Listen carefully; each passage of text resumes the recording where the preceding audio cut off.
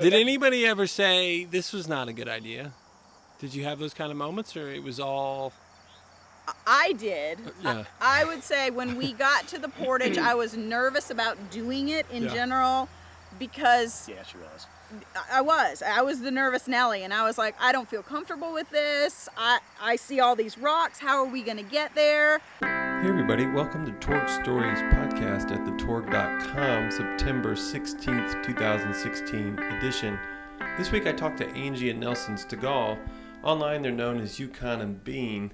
Nelson is Yukon for his resemblance to Yukon Cornelius of the Rudolph the Red-Nosed Reindeer movies, and Angie is Bean from the film Rango and for her love of coffee. These two were a big part of the catalyst that inspired my family and I to raft 140 miles of the French Broad River. They made essentially the same trip we made, except for while we went home every night and worked on the movie, they took all of their gear and camped. I started off by asking them how they met. We met online. We met on the internet. Well, I think that's fantastic. Yeah. When I'm teaching in a room full of 19-year-olds, they don't think anything about that. No. But so where were you guys living when you guys met? I was living in Charlotte. Uh-huh. And I was in Kannapolis, Yeah. North Carolina. Yeah. So in the same general area. Same general area, about 45 minutes apart. And I'm kind of working my way up to. We're outside of Asheville, I guess, closer to Brevard. Is that where is your address, Brevard? Pisgah Forest, actually. Uh-huh. Yeah. It's a small. It's Brevard, basically. Yeah, That's a cool address, though, if it says Pisgah Forest on it. We get asked, do we live in the woods, actually? Do you actually live in the forest? No. Right. So what was the catalyst to bring you guys to this area? Or when did that even happen? I've been coming here. I have a degree in forestry from Haywood Tech, which is over in Clyde, not too far from here. And I have been coming to this area my entire life since I was a kid. We were just tired of the hustle and the bustle and the rat race of Charlotte, because I was working in Charlotte. She was, of course, living and working in Charlotte, and we just one day said, let's go, let's move. But the catalyst was we got invited on a private Grand Canyon trip, and so our friends called and said, we have seats available. And we said yes. So we put our businesses on hold for a month. We did this 16-day, 225-mile trip on the Grand Canyon. And during that time, we had time to just sit and say, we were really unhappy with where we're living. And we were both commuting 100 to 150 miles a day for clients from Kannapolis into Charlotte, because that's where all the work was, or most of the work was. And we were done, really, really done. And so that trip really caused a whole series of events, including finishing his house that he was remodeling, finding a renter to rent the house because we couldn't seem to sell it during the market. And we came here one weekend, we found a house to rent, and within a few months we picked up everything and moved Picked up here and moved. So before you guys met, were you each equally into the outdoors? Did one of you sort of get won over by the other because that's what you like to do? Yeah, I mean, I've been living outdoors my whole life. It's a career. I've guided. Got the chance to row the Grand Canyon. I was a river guide, climate guide, cave-in, outdoor education, youth at risk, that type of stuff. Did you do all those things in North Carolina or other places? Mostly in West Virginia, and I spent some time in Alaska where I ran an outdoor program up there for 5 years, and then so we were both big outdoors people to begin with, and both, canoers and kayakers and water. Angie, you were already a paddler. I was. I actually helped start the Mecklenburg Regional Paddlers, the MRP, which is a big Charlotte kayaking group. There were two whitewater guys, and I was a flatwater paddler, and I said, wait, let's get everybody together and do a group that is welcoming to everybody. So we started that in 2000, and so I had been a big kayaker and a big backpacker and hiker, before I met him. And in fact, one of the things was on our second or third date, we got together and he said, I'm really tired of meeting women who say they're into the outdoors, but then they're really not. I made her prove she had a backpack and a boat. And So perhaps I may be guilty of a little bit of that same kind of wondering. I wondered, did Angie get roped into all this because Nelson was interested? But it doesn't sound like. not at all. No. It's very mutual, very Yes. mutual. So you move here. Yeah. And are you going out on the water a lot as soon as you move here, or what kind of outdoor things were you doing as soon as you moved here? A lot of hiking and camping Yeah. when we moved here. You know, because the mountains initially. are right here. And what are your favorite spots around here that you like to hike? Oh man, the Art Loeb Trail is a big one. Yeah, the Arlo, anywhere in Pisgah. Yeah. We just love it a lot. Black Balsam area, Shadow Rock Wilderness area. That's by some of our favorite spots to go. That are local. Yep. And then at some point, no one had ever thought about, and by no one I mean you two. You two, at some point, there started to become the idea that you might do the French Broad to Newport. Tell me how that idea started to emerge. Well, I was sitting in the hub, the local bike shop that has Pisgah Tavern inside it, and I was looking at through their books in there, and so I was having a beer one afternoon, and that's when the guidebook was. I found this guidebook. This is the newer edition, so I found the older one, and I bought it and I took it home. I said, "We should do this." We should Yeah. do this. And we looked and all right, let's do it. And then I can't remember if we bought the raft before we found the book or I think it was after because I think he got the idea in his head and then started looking for a raft. And then tell me a little bit about coming up with the raft, because you guys said you found a used raft, and tell me about that a little bit. It kind of, well, on one of the Facebook pages, a gear swap page or something like that, somebody had put a raft up for sale, and a buddy of mine saw it, and he tagged me on it, and so I called and inquired about it, and it just wasn't the right time. And I think in the meantime, after that, is when I found the book, and he didn't sell the raft and reposted it. As soon as he reposted it, I called him immediately because by then I had sold my house in Kannapolis. Yep. So there was a little extra money available, and so I called Chris, and which now we're good friends with the guy we bought the raft from, and I said, "Where you at?" He said, "Near Damascus." I said, "We love Damascus. We go there a lot, and we'll be up this weekend." And we went up and. We checked it out, and I asked him, I'll give you $100 if you just hold it, and we'll be back in a few weeks to pick it up. And here great. it is. Good. Congratulations. And I could have especially, sold it. We could have turned around and sold it for $1,000 more than we paid for it. Did it come with the rig too? Yes, it come with the oars of the rig, the frame, and everything. Yeah. Yeah, great. So, and I say this as a person who kind of does the same thing you guys did. Why try and draw in, whether it be sponsors or write about it on your website, or why do that, and why not just go down the river without doing that? And I say that same thing. My family, we could have done this trip, and we could have not made a movie, and I could not be trying to write about it. So. When we started talking about this trip, people were interested and they were enthusiastic about it and they wanted to hear more. They wanted to follow along, and then all of a sudden sponsors were interested and they wanted to be part We have of it. we have an alter ego too, Yukon and Bean. Right. And so we post a lot of our ventures and stuff on there. So we Yep. kind of started talking about it there. Yep. And that's where we had some people just say, what do you need? Yeah. How can we help? How can we help? What do you need? And we didn't kind of go looking for sponsors. Not at first. Not really at first. They just kind of come to us when they found out what we were doing, and we want to be part. We want to help. Yeah. I think one thing I was exposed to, in part in that way, but also from person to person, was that the river community, the people who use the river and love the river, are a really generous bunch of people. They are. Yeah. Amazing people. They are amazing people. I mean, I really started to take for granted. I mean, the second we drove out to what's it called? What's the Headwaters Outfitters. Yeah. And so we had met Dave Wave, who I know you've met, Dave Donnell at the Asheville Outdoor Center, who shuttled you. So we'd met him, and we'd met lots of people. Yep. And on the way out, I was telling my wife, I'm kind of taking for granted the fact that these people are going to be nice. I've never met them. I've never talked to them. I need to remember that, I have to go in and really be, but they were just as generous and, park here and put in here. And so that's a neat thing to discover.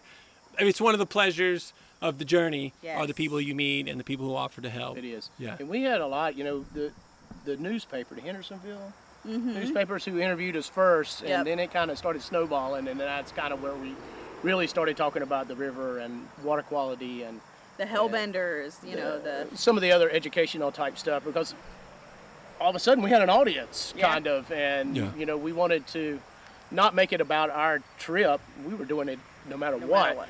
But we're like, well, we got this exposure, we might as well talk about some of these other issues that are important to us and those were need to be talked about. Those were already issues that you guys were aware of and thought about before you went on the trip? Oh yeah. They were, because we'd been to a number of film festivals, and like we saw the movie The Last Dragons about the hellbenders, and we read a lot about the environment. Where did you guys see that film? Because I saw it too. I thought it was great. We saw it at the first time we saw it was the at Banff the film festival, the Banff at the college at Brevard.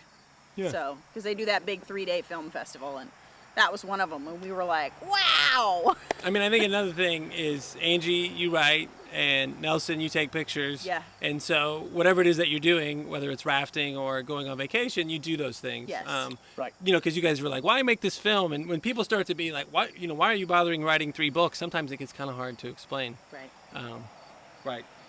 So these were all nights that you spent away from home. Yes. You camped the whole way. Yep. Tell us about a couple of the places you stayed and how you figured out where to stay. I mean, I realize that's in the book, but yeah.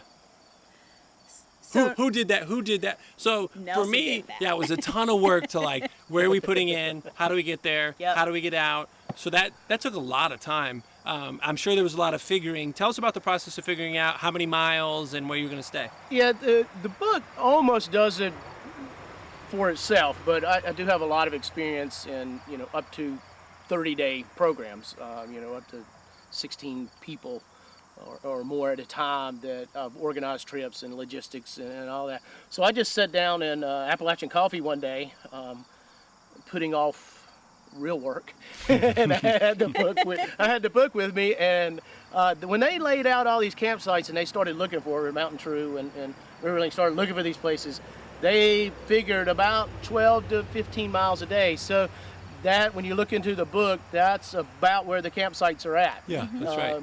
We may have skipped 1 or 2 or something, along the trail, but they've almost done a lot of the legwork, and it was just a matter of kind of sitting down and figuring out, how far we could go. And I just sat down and said, well, this is how many miles, this is the campsite we're going to stay at, and we called and booked all the campsites in advance, and I think that started planning from there, and then we sat down and planned all the meals and all that too. So that was my thought, was that there aren't tons of choices. No, there's not. I mean, you pretty much have to, about the time there's a campground. So do you want to get into the meals and the food and all that plan? To me, that sounds like a ton to have a handle on. it was a lot. It was the first time I'd ever done such a long stretch of planning meals and not being able to run to the grocery store if we need something. So we talked about the kinds of foods we wanted to eat, how long we thought our ice and our cold food could last. And then I literally sat down with Excel and I created breakfast in green, lunch in yellow, dinner in blue, and then I broke out the meals for the two of us, like how many cups of beans and how many things of rice and and I literally broke everything down and came up with a shopping list. So tell me a little bit about your business beyond writing, because it sounds like what you just described is sort of what you do for your business. Yeah, so I'm a business coach consultant and I help people with productivity and time management and organization. My brain thinks in patterns and yeah. Because that sounded great, the way that you had the color-coded the meals. Now, did you guys forget anything? No. I don't think so. That's unbelievable. We sat down and we planned it and we vacuum sealed and Yeah. Probably drank wine and beer all one night, vacuum seal them and putting everything we did it all basically into like meal packs. So we knew that we had it. And then we did plan, we had it Sierra Nevada one night. We knew we were going to be in Hot Springs. So, we knew all the days and we planned, and we brought a little bit of food back, didn't we? Yeah, we did. We had extra food. I mean, maybe if the stakes were higher for me, by which I mean the fact that I couldn't go home every night, maybe I would have forgot less. But it seemed like almost every day we were like, we forgot this. Forgot that thing. Yeah, I think when you really sit down and you really plan it, and we ate. I like to cook in the outdoors, and I know how to cook in the outdoors. He's a good cook. So, we ate steak, and we ate chicken, and, we had bread, and we ate salmon and crackers and cheese. And, we ate no different than probably what you eat at home every day. Yeah. No, the pictures you guys took were great, and the meals look fantastic. Oh, yeah. I can't believe you weren't worried about bears at all, were you? Like we're too tired. I live in Asheville. There's people all around me. And, bears get into my neighbor's trash. I mean, I see bears every other week, but you didn't see any. We saw no bears. Yeah. Nope. I mean, you didn't have any negative wildlife experiences with your food, and you just had your food all right there. Well, it was secure. Yeah. It just wasn't all laid out. Our coolers are basically bear-proof, type coolers. Yeah, and, when you lock the corners down. So, we didn't leave food just laid out on the table for anybody to pick up. But, no, we didn't have any, not even squirrels or raccoons or chipmunks anything. or anything like that. So do you think, I'm getting into like the routine of the day now, so you're laying in your tent asleep, and at some point you're back in your tent asleep. Yeah. What time are you getting up? How much prep is there before you're back on the water? Tell us about the routine of the day. Gosh, we probably woke up 6:30ish in the morning, 7. Daybreakish. Yeah. And went to sleep when then? What time did you? We tried really hard to stay up until maybe like 8 o'clock at night, Yeah. but sometimes that didn't happen, and we Right. would just get in the tent as about Sure. this time of day, because Yeah. we were just dog tired. And we'd take books into the tent with us and read until hopefully it got dark, and then we would go to sleep. So you guys slept. Sometimes we have mosquitoes, so we crawl in the tent Right. a little early. You but- slept great. Oh We yeah, slept great. amazing. Very very hot days, and you're in the sun a lot. Absolutely. and so you're kind of beat. Now, do You're tired. you sleep a lot less at your house? Did you sleep better out on the campsites, or do you go to bed early and get up pretty early anyway? That's what I do. We so sleep there's- pretty good yeah, no matter where there's we're no at. matter what. there's we no may embarrassment. we may actually sleep better in the woods. But, Yeah. So you're up at 6:30. When are you on the water? 9:30. 8:30, Yeah. 9, maybe, I don't know, probably 2 hours to Yeah. kind of get up. We never got in any hurry. Nope. We get up, we'd make coffee, kind of break He'd down get up, he'd make coffee, and then I'd get up and drink coffee. and then I'd start breakfast. And we kind of had a routine, I did all the cooking and everything. So I'd kind of start the breakfast and get things going. And Angie would start, breaking down the tent and kind of doing all that stuff. And the time, and then I did all cooking, she did all the dishwashing. So she'd wash the dishes, and I would do the final pack up and start moving stuff towards the boat. And the raft was just parked on the water, Yes, right? on the Yeah. water. Yeah. Just tied to trees or tied to rocks. And then are you mostly keeping things moving all day, or are you taking breaks to explore stuff? Are you? we were mostly moving, Mostly moving. floating and Yeah. sitting. It looked to me like somebody at Chimney Rock, somebody did a hike and took pictures from on high, right? Yeah, oh yeah, at Paint Rock. At Paint Rock. Yeah. What? Yep. There's not really, the French Broad is a very urban river, so there's not a lot of trails and not a lot of places to go, kind of get off the water and go Yeah. exploring. I mean, we stopped here. Walked up, there's a store right up here, Crab Creek store or something. I walked up there and got ice. We Yeah. were day 3 or 4, something like that. You Yeah, knew the 3. store was up there, I guess, from being Yeah, around here? we live 3 minutes 3 from minutes here from or something here. like Great. that. So we camped up here near the post office, I guess. Off Wilson Road. Yeah, which is near our post office. So we were close to home, and This that's is- up near Oscar Blues. You could have walked out there. It's a little bit of a hike Yeah. to have hiked. This out was there. the hardest access point for us to find because we were looking for it off Crab Creek Road. Yeah, right. you have to take that turn Yeah. and then come into Yeah. it.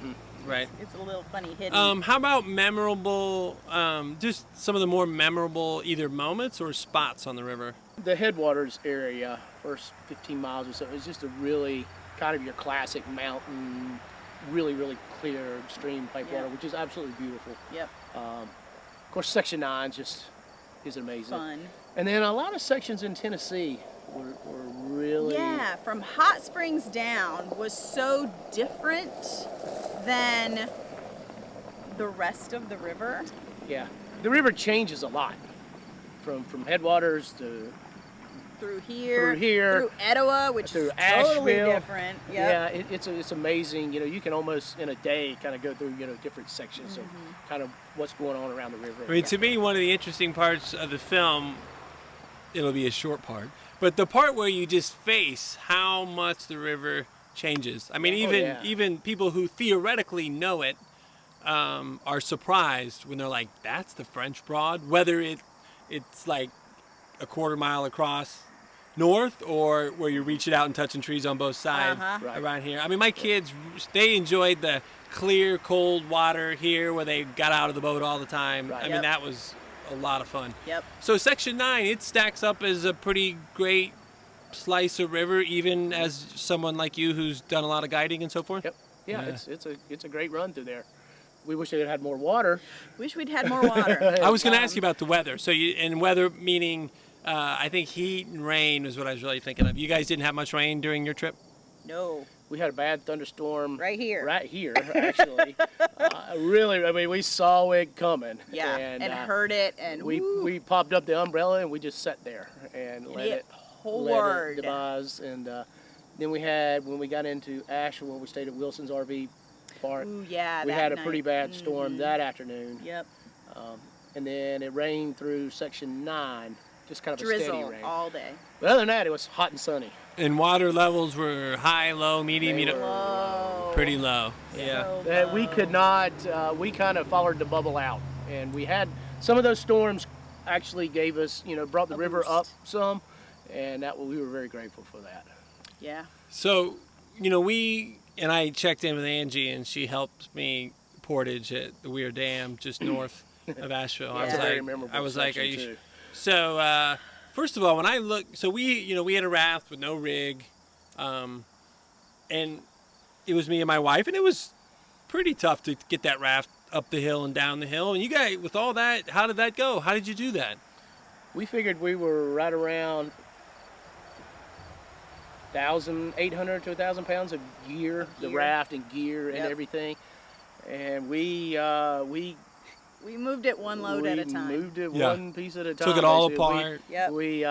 The railroad probably doesn't want to hear this, but we put the raft up on the railroad tracks and tied off a couple straps and kind of put them over us and just dragged it down the railroad tracks, picked it back up and got down. It was probably 100 yards.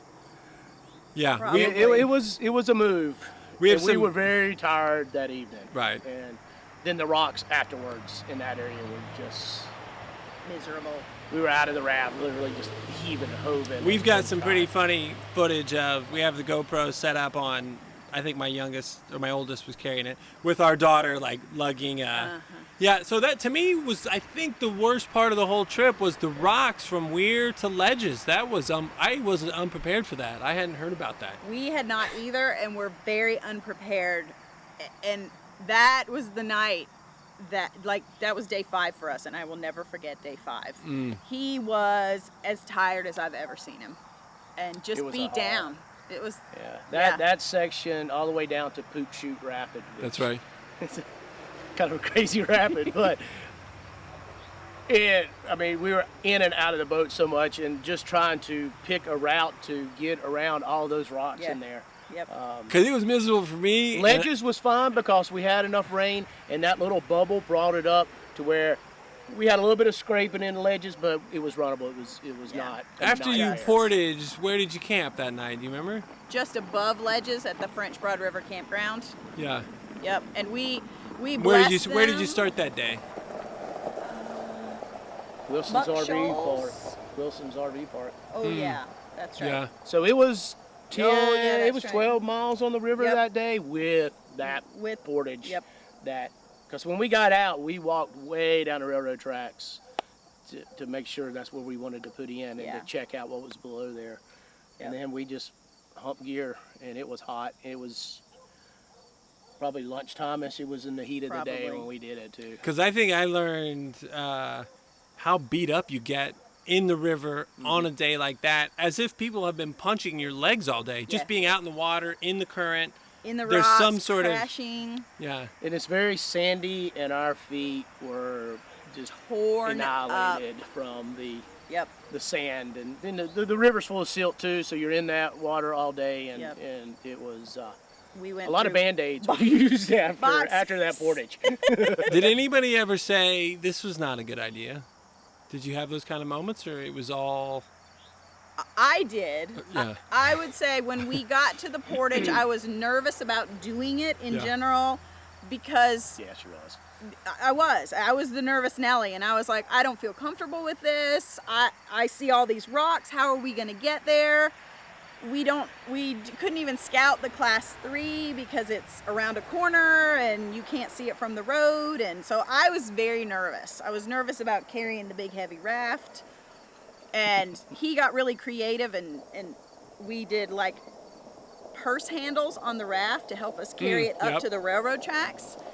And then when we got down to the bottom with all the rock, so I was very nervous. And he just sort of looked at me and said, we've committed to doing this. We can Gotta do this, it. and just let's go. You were so one of the. There's not an option. If if you don't tell anybody you're going, you can go home. Right. But there would have been other people who were, they would have understood, but there were other people who were expecting you to finish, right? No, I think it was we had decided Okay, we yeah. were doing this. It wasn't I wasn't thinking about anybody else. It was we had decided we were doing this, and we were committed to doing it. And I trusted him enough that, like, if you say that you believe we can do this, Nice. let's do this. Yeah, we had the offer on the table that maybe the rest of the family wasn't going to finish, but they ended up finishing. Our only option, and we weighed this, and we stood on the other side of the river with a pair of binoculars looking over there, and the option was to take out, get permission somewhere and take out right there at above the dam on the river right, and then be transported. But the only place that you can get back on the river is The French Broad River Broad. Campground. And we would have missed 5 miles of the river, Yep. not to mention 2 Class 3 rapids. Yeah. And, a very scenic part of the river, too, once you was, got past yeah. those What made you rocks. laugh about Poop Shoot? I don't know enough about rapids to know what was funny about that. Well, Poop Chute gets its name from there at that dam is where the waste treatment plant is, Right. and they had that big canal that runs out, and that's the wastewater, the treated wastewater, we hope, gets dumped back into the river there, and that's what creates Poop Chute That's Rapid. right. That was what I thought. Yeah. Right. So it And does. it's a very nice rapid. Yeah. It's really It's fun. a nice little. Yeah. It does sometimes smell around there. I guess treated wastewater also smells. I guess so. I guess. That's what we'll tell So we ourselves. try not to think Try about, not to- really. Our toenails did turn brown, so we called our toenail color the French Broad Brown for the whole trip. Yeah, that's interesting. I don't know why that happened. We don't either. Yeah, we won't. I should see. Now I need to go back for a follow-up question to the biologist. Yeah. Why would our toenails? We didn't dwell on that. We just. Yeah, it's probably just from the the stuff that's in the water, and just Whatever that is. when you're in it for 14 days. Yeah.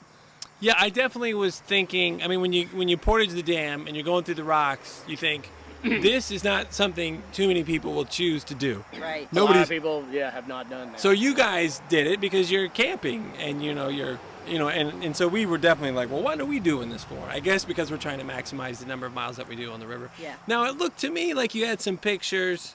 We took out north of Marshall and then put in after the Redmond Dam. I Yeah. thought that's what you guys did. Yep. But it looked like that flood wall was in some of your pictures. How did you tell me just about taking out before Marshall? Where did you do it and Well, how I took did some you? pictures looking downstream, and you could actually see the top of the dam, because the water was so low. It was probably, 6, 8 inches Yeah. or more of the top of the dam showing, so the water was not going over. And then that's where you could see the retaining wall they built to keep the floodwaters from taking over the city. And it was, 2 or 3 miles But when you take out, the only place you could put in is about a mile downstream at the little park there. Right. And then Down it's the flat bridge. water. And the takeout for the next dam is on river left, and you have to get, I think, permission from the power company to use that. And they say it's very dangerous and it's very hard portage. So You need 300 yards of rope to get your boat down Yeah. that side. They- And so We walked- just opted not to even Yeah, go right. there. that. And you know, when we put on the river, we had no idea how we were going to do that. Oh, wow. We didn't have we had a backup plan through one of the raft companies that could have come and got us Yep. and moved us. But then we met Dave Wave, and he's like, you know, one of these great river people. He said, Yeah. "What can I do for you? Right. Yeah. What can I do for y'all?" And I was like, "Well, you know, Here's what we need. we need a ride." He goes, "Well, I live near there." And he goes, "What time?" That's amazing. And you Yeah. know, so he picked us up and all our gear, and within an hour we were back on the river. I've heard. He bought a trailer, so we didn't have to deflate the raft. We Yeah. just put on the back of his trailer, loaded up our gear, and away we went. Yeah. And he was. I've heard some vague, I mean, it's sort of like whatever, river gossip that, you know, the town of Marshall is thinking about, we're losing a lot of opportunity of people who would stop in our town if this portage wasn't so difficult, right? I mean, that's really gorgeous up there, and people, they just skip it because, you know, there's not enough river And unfortunately, we were there on a Sunday morning, Yep. so Nothing was open. there was nothing open for us to. We would have loved to have gone there and eat breakfast or the local cafe or something like that, Yeah. but nothing was open when we got there that morning, so we were unable to take advantage of Yeah. kind of hanging out in Marshall. Yeah, so we skipped Marshall. I think Chris Lechner, is that Uh-huh. I think he actually stayed in Marshall one night I think that's true. and was kind of immersed into that little culture, that town. little town right there. It's a really cool town. So who are you talking about there when you bring up a name? Who's that? Chris? Lechner, he's the one who did the stand-up paddleboard. He did the whole. He went did all the way longer through than we Lake, did. all the way through Lake Douglas, and then all the way to the end of To the Knoxville, the Yeah. Tennessee. Yeah, right? where it connects with the And Tennessee. he did it all on stand-up paddleboard. Yeah, and he slept on his paddleboard some nights, and he did it totally self-supported, and yeah, we were like, wow, you're way more hardcore than we are. So, Angie, I think you were writing about this? Yes. How's that going? Tell us about what you're working on. Yep. So I reached out to Blue Ridge Outdoors. I had written a number of other articles for them, and I told Will, the editor, what we were doing, and he was like, "Heck yeah, we want to buy that article." And so he put us to work, and so I've submitted it. I'm not sure when they're going to run it, Right. but it ended up being almost like 2,300 words, and then a whole bunch of Nelson's pictures. So Yeah. they've got it in their hot little hands. So hopefully they'll publish it soon. What kind of stuff did you find yourself saying? I mean, is it essential? Is it some form of type version of what you've been talking about in your presentation, or? And I say that as someone who, I start writing and I'm not always sure what I'm going to end up saying. Yep. And there's a book I really like from a teaching standpoint. It's called Write to Learn. The idea that you don't always write to express yourself. Sometimes as you write, you find your way into thoughts you didn't know you had. So I just was sort of getting at, like, what did you find yourself saying about the trip? So I went into this trip thinking that I would be writing about our hardships and the highlights and things that went well and things that went terrifically bad. And somewhere on day, I don't know, 6 or 7 or 8, I looked at Nelson and I said, I am not going to be able to write the article I thought I was going to write. Right. I said, honestly, what I am learning and what I have said from day 1 on this trip is people are good. And the number of people that reached their hands out to us to help us on this trip, just a couple different times brought us to our knees with gratitude. And so the article is about, it starts with a hardship that ended with someone reaching their hand out to us, and the whole article is about how good people are. Yeah. Yeah. Great. Yeah, I think we were on the water a couple hours, and somebody was on one of the Headwaters outfitters trips or something. She goes, "Do y'all have enough food?" She said, "I have a granola bar, and you can have it if you want it." So we weren't on the river very long, and she Yeah. was offering all the food that she had Yep. to us at that point. And that was what started it. I laughed. I wrote it down. I keep a journal whenever we travel. I count animals and I write down funny things that people say just to keep it fresh when I get back to start Will we get the writing. animal count in your article, or we won't? No. No. Do you remember? I mean, I think I've heard some of these questions asked already. So stuff you saw that was cool, Yeah. whether it be animals or other stuff. Gosh, when we were on Section 9, we were getting ready to do Frank's Bell, the Class 4 that's sort of at the end right before Hot It's so Springs. fun for me to be able to sit here and have you guys bring up all these things that I also Because experienced. you've been That's there, right?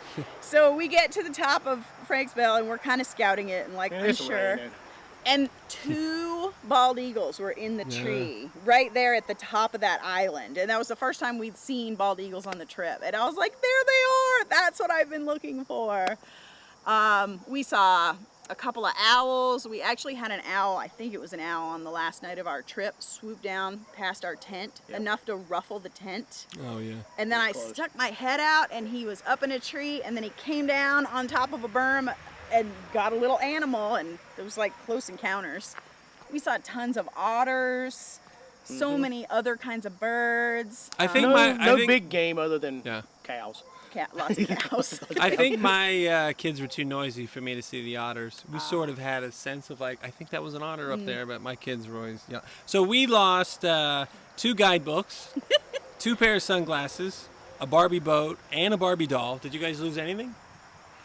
I lost the filter for the And the a lens cap. and a lens cap. So- A lens cap and a nice polarizer filter. Ooh, Yep. that one hurt. Yeah, it was man. about a $90 loss, I think, something like that. So Yeah. some weight. I think we lost some weight. lost some Yeah, weight. We I got did too, and I weight. didn't even Yeah, and I went home every night, but Right. I did too. And we had a lot of quiet time too. People ask us a lot. And even when we travel, we're notorious for going hours, kind of, and not even speaking to each other. And it's not because we don't want to; it's because we're trying to just soak it all in. See what's and around. See what's around. Have you- By us not talking to each other, we're still having a very meaningful conversation. Yeah. Have there been any more trips like this, or are there ones that you're planning? Did you just go somewhere, or you got somewhere coming we up? just did a 6,000-mile road trip out to Glacier and Yellowstone and Devil's Tower and the Badlands. Yep. We're always doing trips like that. That's an we go to amazing trip. Florida. You guys just did that. We Yeah. just did that. We We just got got back home a 2 couple weeks weeks ago. ago, Yeah. And we were also You supposed- drove to Glacier. Yeah. Yeah. We drove. Yep, we took the van, Yeah. slept in the van, and Yeah. almost 6,000 miles in 2 weeks. Do you park the van at? So let me back up a second. I did a podcast with a guy who's an editor at Mountain Express, Yeah. and he's an older guy. I'm so I maybe shouldn't have called him older. I don't know. I think he would agree. Yeah, I think he said he was an official. He had his old guy carrying cart, so it's okay that I called him older. Okay. He said if you can sneak into a bush, as long as nobody sees you go in the bush, you're safe. That's what he said, which I thought was unbelievable. So I'm interested in this kind of thing. So you just parked the van in a rest area or campgrounds, or yeah. Yeah, the East Coast is not as big as far as camping and rest areas, but once you get farther out west, you're allowed to park in them. And, we pulled right in there with the big rigs and parked and camped. And, Made the van look like that big compared to these big giant trucks. yeah. So What Yeah. a trip! And you took a bunch of pictures, and Oh, yeah. Did you write about it? You gonna write about that too? Gonna write about it, waiting for pictures. Yeah. Yeah. Yeah, we'll do a bunch of blogs about it because I had never been to any of these places. Uh-huh.